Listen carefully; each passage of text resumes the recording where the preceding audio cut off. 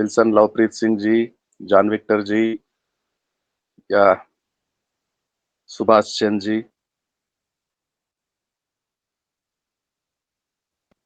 कुछ समय ले सकते हैं संदेश को सुनाने के लिए? जी जी सर। जॉन विक्टर जी, आप तैयार हैं? जी जी जी जी जी। Wonderful one. तो परमेश्वर की स्तुति हो कि खुदा का राज्य जो है वो समय असमय हमें तैयार रहना है। Yes yes. परमेश्वर के लिए जितना अधिक हम इस्तेमाल होने पाए, ये हमारे और हर एक जन के लिए बड़ी आशीष का मुख्य कारण होने पाए। सो परमेश्वर का धन्यवाद एक बार देते हैं, और आपका भी हृदय से कि आपने फिर से परमेश्वर के पवित्र कलाम को आप सबके बीच में प्रस्तुत करने के लिए आपने अवसर दिया। Thank you so much sir. और आप सभी को जय मसीह की। और मैं जरूर दुआ में आपको याद रखूंगा, आपको जो जाना है सफर में, जर्नी को भी, और सब बातों में परमेश्वर की महिमा हो। आज हम जो सीखने जा रहे हैं वचन से, वो लूका की पुस्तक अध्याय 18 वचन 9 से लेकर के वचन 14 तक आज हम सीखने पाएंगे। और मैं चाहता हूं यदि हमारे बीच में भाई मदन भाई हैं, तो लूका की पुस्तक 18 अध्याय वचन 9 से 14 तक हमारे लिए पढ़ देंगे प्लीज। जी जी। उसने उनसे जो अपने ऊपर भरोसा रखते थे कि हम धर्मी नहीं हैं और दूसरों को तुच्छ जानते थे, यह दृष्टांत कहा।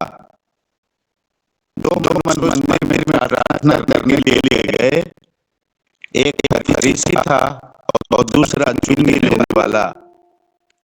फरीसी खड़ा होकर अपने मन में यूं प्रार्थना करने लगा, हे परमेश्वर, मैं तेरा धन्यवाद करता हूँ कि मैं दूसरे मनुष्यों के समान अंधेर करने वाला, अन्यायी और व्यभिचारी नहीं, और न इस चुंगी लेने वाले के समान हूँ। मैं सप्ताह में 2 बार उपवास रखता हूँ। मैं अपनी सब कमाई का 10वां अंश भी देता हूँ। परंतु चुंगी लेने वाले ने दूर खड़े होकर स्वर्ग की ओर आंखें उठाना भी न चाहा, वरन अपनी छाती पीट पीट कर कहा, हे परमेश्वर, मुझ पापी पर दया कर।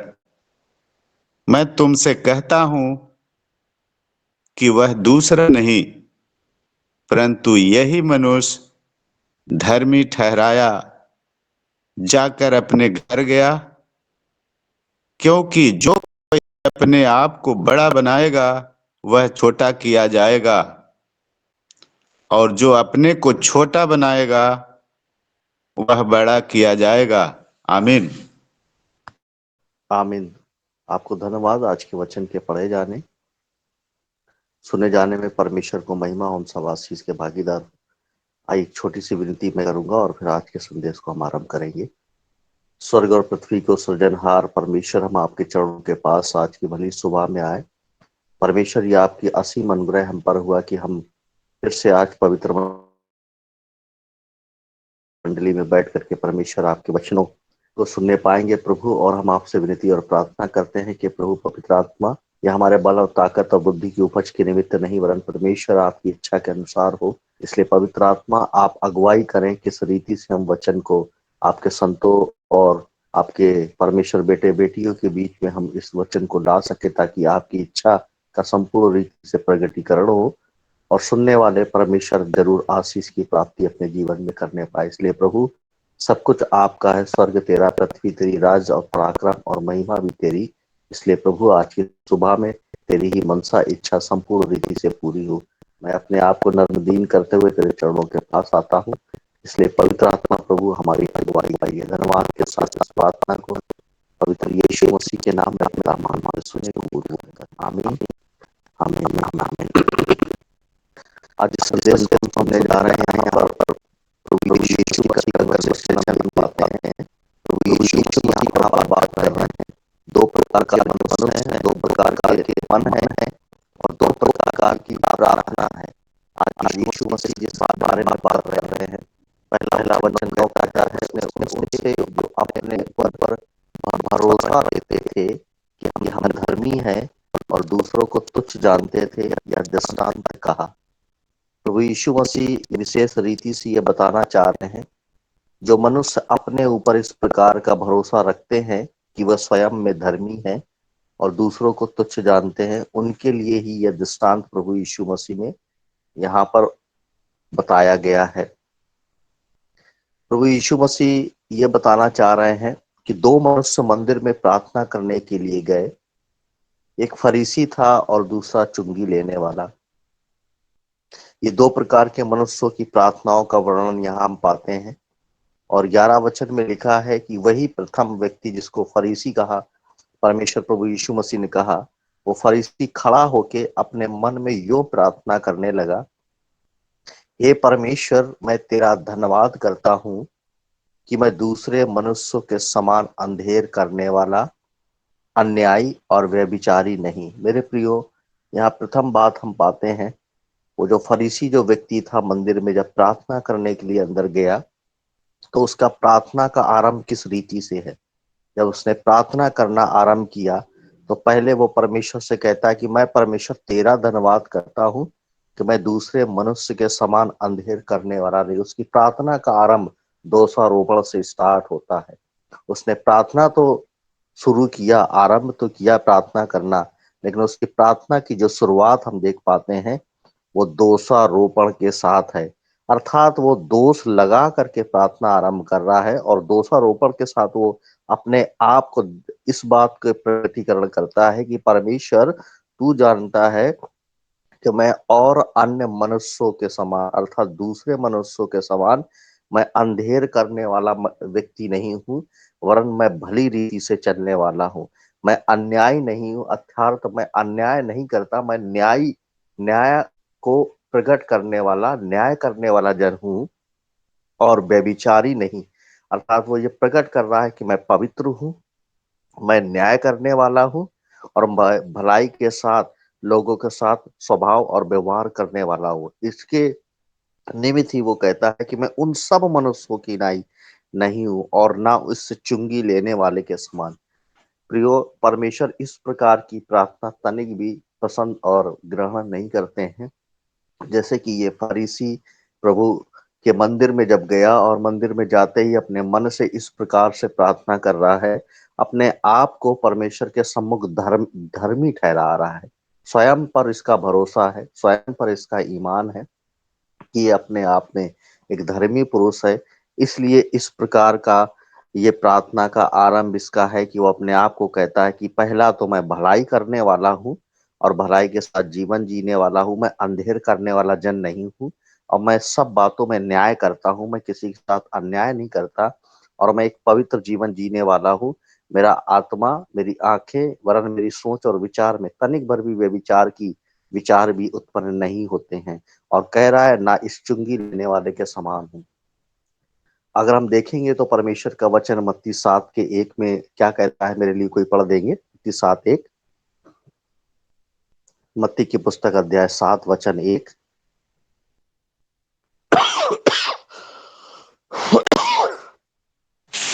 पुस्तक 7:1। दोष मत लगाओ दोष कि मत तुम लगाओ। पर भी दोष न लगाया जाए। आमीन। परमेश्वर आमीन। का प्रत्येक कलाम हमें एक आज्ञा और एक चेतावनी देता है। अगर हम ठीक रीति से पढ़ें तो हम इन सब बातों को जरूर पाएंगे।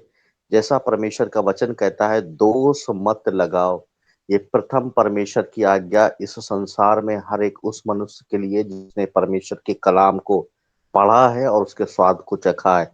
पहला प्रभु का वचन है, दोष मत लगाओ, ये परमेश्वर की आज्ञा है। और आगे लिखा है, नहीं तो तुम पर भी दोष लगाया जाएगा, ये चेतावनी है। और यहाँ पर हम इस बात को देखते हैं कि ये मनुष्य ने जब प्रार्थना आरंभ किया, जो कि फरीसी था, उसने दोषारोपण के साथ दोष लगाते हुए उसने इस प्रार्थना का आरंभ किया। तो प्रियो, यहाँ पर हम जैसे हमने शुरुआत में कहा, 2 प्रकार के मनुष्य हैं, 2 प्रकार की प्रार्थनाएं उनके जीवन में हम देख पाते हैं। और उसी रीति से ये पहला मनुष्य है जिसने प्रार्थना तो आरंभ किया, लेकिन दोष लगाते हुए दोषारोपण के साथ। इस प्रकार की प्रार्थना परमेश्वर ग्रहण नहीं करते हैं, जो कि स्वयं परमेश्वर के सम्मुख अपने आप को धर्मी और पवित्र ठहरा रहा। परमेश्वर से उत्तम, परमेश्वर से ज्यादा पवित्र इस जगत में कोई है ही नहीं, क्योंकि परमेश्वर भी स्वयं अपने आप को कहते हैं कि मैं पवित्र हूँ, इसलिए परमेश्वर कहते हैं तुम भी पवित्र बनो। जो लय व्यवस्था 26 में लिखा, परमेश्वर कहता मैंने तुम्हें सृजा है, तुम सब जातियों से अलग किए गए हो, इसलिए तुम मेरे लिए पवित्र बने रहना। तो हम इस बात को देखते हैं कि ये प्रथम जो मनुष्य था जिसने प्रार्थना तो आरंभ किया, लेकिन अपने उन सब कार्यों का वर्णन ये परमेश्वर के सम्मुख कर रहा है, क्योंकि ये अपने आप की सराहना कर रहा है। पहली बात हमने क्या पाया, इसकी प्रार्थनाओं में दोषारोपण अर्थात दोष के साथ इस प्रार्थना को आरंभ किया। दूसरा, इसके जीवन में हम पाते हैं ये अपने आप को परमेश्वर के सम्मित धर्मी और अपनी सराहना स्वयं कर रहा है।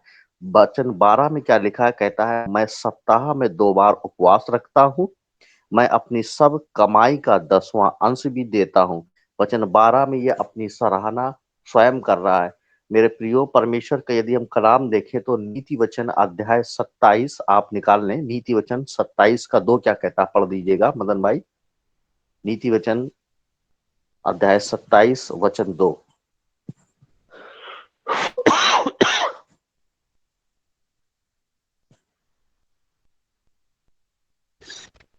तेरी प्रशंसा और लोग करें तो करें, परंतु तू आप ना करना।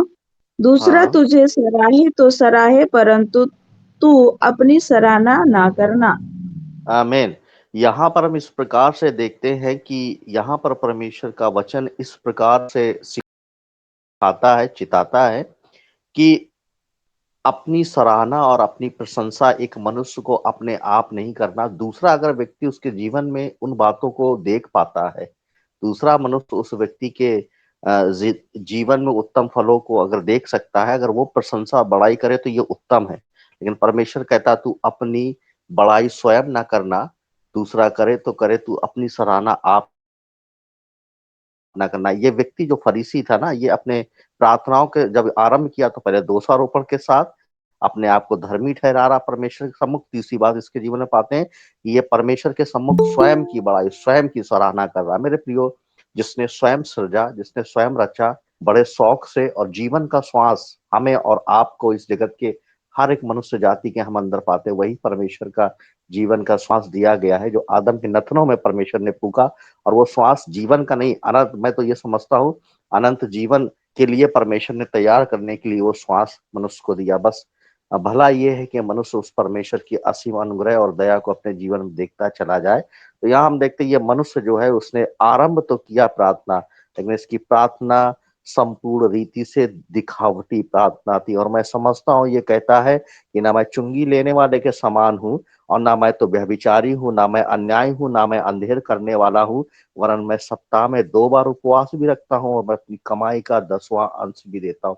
यह मनुष्य जिस कार्यों को कर रहा है ना, ये मनुष्य जिन कार्यों को नगर में रह करके, समाज में रह करके, इस संसार में रह के जो कुछ भी कर रहा है, उन सब कामों का ये प्रोपोगंडा भी लोगों के सम्मुख जो है अपने आप की प्रशंसा स्वयं करते हुए, और ये चाह भी रहा कि दूसरी भी उसकी प्रशंसा करें। वरन इन सब बातों के लिए परमेश्वर का वचन मत्ती अध्याय 6 और वचन 1 क्या कहता है, मदन भाई पढ़ दीजिएगा। आप थोड़ा सा जल्दी निकाल लेते हैं वचन, मत्ती 6:1।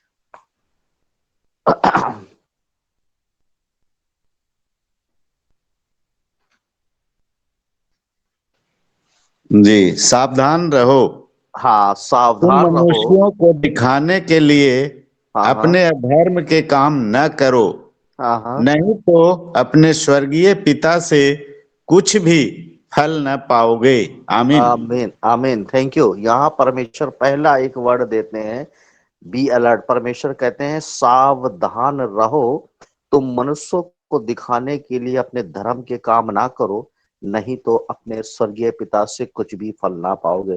प्रियो, परमेश्वर साफ रीति से एक चेतावनी फिर देते हैं और कहते हैं तुम सावधान रहना, तुम्हारे जो भी कार्य हो वो तनिक भर भी दिखावटी ना हो। देखने वाला गुप्त में परमेश्वर है, वो हमारी सोच को भी, हमारे विचारों को भी पढ़ता है, मन के अंदर उठने वाले मर्म को भी वही जानता है। तो परमेश्वर ये कहता है कि तुम जो कुछ भी करते हो वो मुझे मालूम है, लेकिन परमेश्वर यहाँ कहते हैं कि तुम अपने धर्म के काम जो है वो दिखावटी ना हो तुम्हारे, कहीं ऐसा ना हो कि तुम लोगों से भी सराहना चाह रहे हो, स्वयं की सराहना कर रहे हो। परमेश्वर कहते हैं यदि तुम्हारे काम इस रीति के हैं तो तुम अपने स्वर्गीय पिता से कुछ भी फल ना पाओगे। और यहाँ हम इस प्रकार से देखते हैं, जो व्यक्ति फरीसी है, जो स्वयं को धर्मी ठहरा रहा है परमेश्वर के सम्मुख, और जब प्रार्थनाओं में जा रहा है तो स्वयं की सराहना, स्वयं की बड़ाई कर रहा है, और बड़ाई प्रशंसा के साथ दूसरे को तुच्छ भी जान रहा है, दूसरे को नीचा भी कर रहा है, और कह रहा है परमेश्वर, मैं पहले उसने जब आरंभ किया तो स्वयं की बातों में परमेश्वर के सम्मुख धर्मी ठहरा रहा, कह रहा मैं पवित्र हूँ क्योंकि मैं व्यभिचारी नहीं, मैं अन्याय नहीं हूँ क्योंकि मैं अन्याय नहीं करता, मैं न्याय करने वाला जन हूँ, मैं और दूसरे मनुष्यों के समान अंधेर करने वाला नहीं, वरन भलाई की चेष्टा करने वाला और भलाई करने वाला हूँ। और फिर करता है ना इस चुंगी लेने वाले के समान, अर्थात वो दोषारोपण के साथ प्रार्थना आरंभ करता है, दूसरे मनुष्य को तुच्छ जान रहा है जो कि चुंगी लेने वाला है, और परमेश्वर के सम्मुख धर्मी ठहराते हुए अपनी सराहना, अपनी बड़ाई और अपने धर्म के काम भी परमेश्वर के सामने प्रकट कर रहा है। इस प्रकार की प्रार्थना परमेश्वर तनिक भर भी ग्रहण नहीं करते हैं, जो परमेश्वर के सम्मुख अपने किए गए प्रत्येक कामों का वर्णन कर रहा है। प्रियो, परमेश्वर आज हमें और आपको जरूर सिखाना चाहते हैं। परमेश्वर चाहते हैं कि हमारी जो प्रार्थना है वो इस प्रथम मनुष्य के समान ना हो, जो कि स्वयं परमेश्वर के सम्मुख